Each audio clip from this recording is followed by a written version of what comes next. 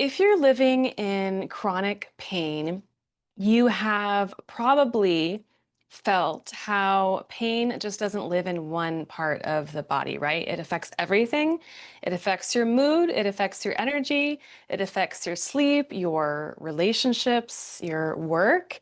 So today we're going to talk about something I see all the time in my clients and that I've also experienced myself on my own journey struggling with chronic pain, and that is the pain stress cycle. It's one of the most common reasons why folks may be stuck in chronic pain, but the least talked about. So I find this topic really interesting, and I'm excited to share this with you today because it really can enlighten us as to why some people get stuck in this pain cycle that they just cannot get out of. If they're doing all the right things, PT, acupuncture, massage, doing all of the right exercises, and they're just still really not getting better. So if that's you, or if you know someone that you think could benefit with this, please share the live stream. So if you're jumping on live, let me know where you're tuning in from. I'd love to hear from you.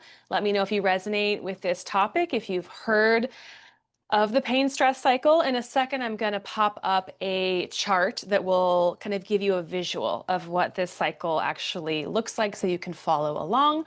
But before we do that, I just wanted to introduce myself. My name is Jenna, and I help people that are struggling with chronic pain and injuries to really get to the root cause of what is causing their pain so they can get back to enjoying the activities that they love to do and living the life that they were meant to live. So let's go ahead and dive into it. So I'm going to share my screen here so that you can see this chart. I just wanted to give you this visual because I think that this will really explain a lot about this pain stress cycle. So as you can see here in the chart, pain leads to a tendency to move less. That's interesting, right? Because we hurt, so we move less because we think that's going to help our pain, or maybe we're scared to move, or we're not moving because it hurts. But that will eventually lead to stiffness and loss of range of motion over time. That might not happen right away, but eventually it will unfortunately make our pain worse. And when that happens, that can lead to depression or stress and anxiety. That can lead, so stress can lead to more muscle tension because when we're stressed, that will produce some of the stress hormones like cortisol and adrenaline, and that can lead to more pain. So as you can see, that's just a perpetuating cycle that can go on and on like that for a very long time. So pop in the chat if you've heard of this before, if you've had any experience with this before. So when movement of a part of the body leads to pain, of course, we're naturally going to try to not move that way. The body will then tighten to protect us from that pain. The muscles will tense up and they will spasm because that's automatically what the body is, just so intelligent. It's so smart and it knows what to do to protect us. But unfortunately, sometimes that protective mechanism can actually make things worse, and that can create more pain. So over time, avoiding movement can cause those muscles and ligaments around the joint to then shorten, and that's called contracture. Okay, now that not only will lead to more pain, but like I said, less range of motion. That loss of range of motion is going to create more pain because our joints were meant to have a certain range that they're moving through on a continuous basis throughout the day. So if we don't have that, then that can cause more stiffness. And all of this can, when we feel like we're experiencing chronic pain for a long time, as I'm sure many of you in this group know who have experienced this, that can be really depressing because not only does it hurt, it can cause you to lose sleep at night. And it can make you want to pull away from your relationships, whether they're social or a romantic relationship, because it can be really hard to connect and relate with somebody when you're just really not feeling good. You're not feeling up to it. You don't want to go out. You don't want to go do things because you don't feel good, right? And this can cause more stress. And this just keeps that cycle perpetuating, right? Does that sound familiar to you? But there's another piece to this that they don't talk about in this model, which is that stress itself can cause pain, and that can perpetuate that cycle. So it could be that you actually weren't in pain before, but maybe you went through a very high stress period in your life. And that then led to a bout of pain. And it triggered something like suddenly your back started hurting. Well, then that caused this cycle to further perpetuate. So then maybe you felt even more pain, then more stress. And it just feels stressful talking about it, right? Because this is not a fun cycle to be stuck in. And if you've been in this, I'm sure you know what I'm talking about. So what I want you to know and take away from this live stream today is that your body is not broken, and it's really not your fault, because the nervous system is just doing what it was designed to do, which is to protect us. And it's so good at that. But sometimes it gets stuck in this loop, and that has a lot to do with our limbic system, that reptilian brain, which is kind of like our dinosaur brain, that is there for survival. Its number one job is to make sure we don't die. And so it can get caught up in this limbic system loop. And really all we need to do is signal safety to the body to help the nervous system to understand that there's actually no threat and that we're okay. And then that will allow our body to truly heal, right? And so that's where the elements that I teach in my program, brain retraining, therapeutic movement, and nervous system support come in. So these tools, they're not really just about getting to the pain and alleviating the pain itself, but they actually get to the root cause, the source of why you're experiencing that pain in the first place, why your body is signaling to you that there is something wrong. Because sometimes even after an injury has healed, and there's no longer that injury or that threat, the body is still signaling that something is off, that something is wrong, because again, it's stuck in a loop. So we can interrupt that cycle with the right tools that I teach in my program and retrain the brain and the body to feel safe again and to truly heal. I've had this experience myself. I've done this work myself. I have retrained my brain. I was able to overcome so many different things over the years, from chronic pain to injuries to even OCD that came from chronic pain, from having just a lot of anxiety about my body and not feeling at home in my own body. So I used these exact practices to help to escape, to be free of this loop that I'm talking about today. Okay, so I want to share with you my favorite tool, because I can't share all of them with you today. I do that deep dive in my group program, Thrive Beyond Pain. If you are interested in learning more about that, you can just comment Thrive below, and I can just reach out to you with a little bit more information about that. But my favorite way to do this, and what I'm going to teach you in this live stream, is the practice of visualization. I learned about visualization actually when I was a professional dancer.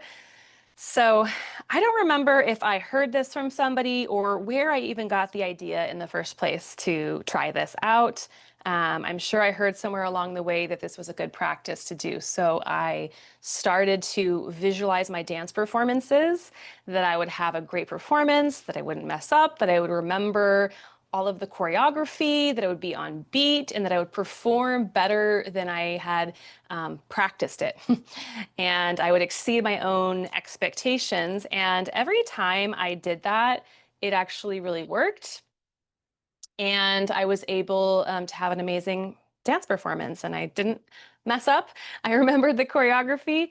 So that's when I first learned that this actually truly works. And a lot of athletes use this exact same practice. But there are a lot of different ways that we can use this, and we can actually use this to heal our body and to teach our body what it feels like to not only be safe again in our body, but to have this pain free movement available to us. Because if you've been experiencing chronic pain for a really long time, it's likely that you've actually forgotten what it feels like to move without this debilitating pain or without this limitation.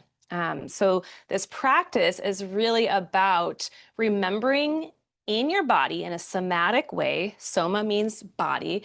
So we're embodying what it feels like.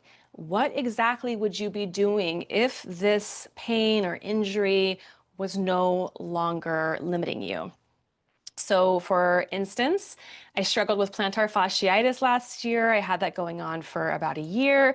I really wanted to go backpacking, but I had this foot pain that just would not go away. So, I finally did some of this visualization, this meditation practice for myself. I only really did it a few times. You don't need to do this over and over and over again, but you do need to do it enough times to make an impression in your subconscious mind, because it's in our subconscious mind where we might be holding some beliefs like, I'm never going to heal, I'm never going to get better, this is never going to change.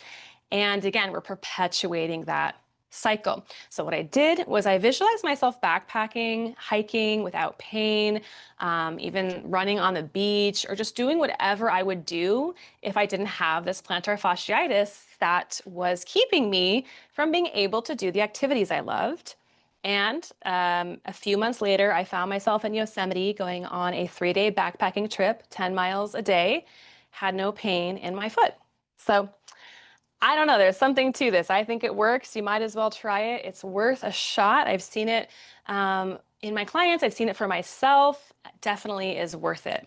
So what I want you to do is find a space that just feels like you can kind of lie down or sit, close your eyes where there's no distractions. And we're only going to do this for about 2 minutes. And if you're not in a space right now where you can do this practice, then feel free to watch the replay, save this, bookmark it, and you can come back to it and practice it with me, okay? So we're going to go ahead and just take a moment, whether you're sitting in a chair, lying down, feeling your body connected to the surface beneath you. And just take a long, deep breath in through the nose and out the mouth. In through the nose and out the mouth.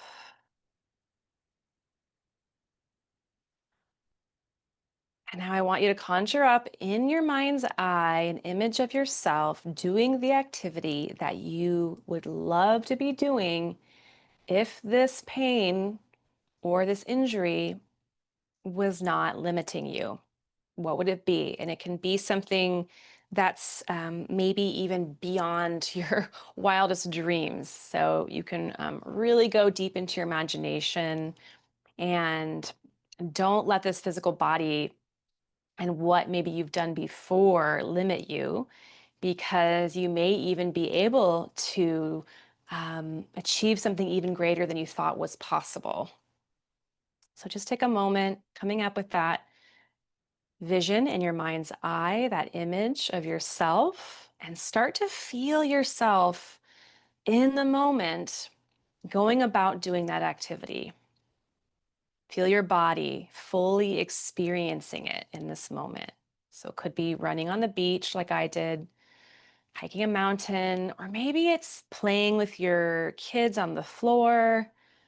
Maybe it's being able to go on that trip and get on the airplane and sit on that plane for hours while you're going to an amazing destination, and feel in your body how good you feel, how excited you are about doing this. And just really take that in. All of your senses should be involved here. So, what does this place feel like? What does it look like? So, in your mind's eye, open your eyes and look around and see what is around you. What do you notice? Maybe somebody's with you. What do they look like? What does it smell like? Maybe you smell the ocean breeze. Maybe you smell the trees, the forest floor, that earthy smell. Maybe you smell something that reminds you of even your childhood, of a time where you could do anything, where you were not limited by this body.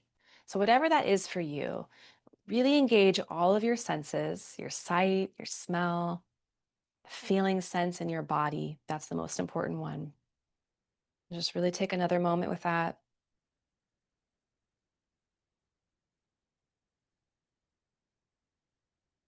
And then, whenever you're ready, you're going to slowly just open your eyes. And we're just going to let that go. We're going to let that be. We made an impression. So just know with that visualization, you made an impression in your subconscious mind. But not only that, you're giving yourself somewhere, some goal. Where do you want to go? Where do you want to be once you're feeling more like yourself again? Once you're free from this, who are you going to be? And you're kind of, it's like a vision board in your mind's eye, in your own consciousness. And it gives yourself, it gives you this goal that you can continue to focus on, to work towards. So when we start working with our bodies instead of fighting our body, then things really begin to shift and we can actually train our bodies to feel what it feels like to be doing the things that we want to do.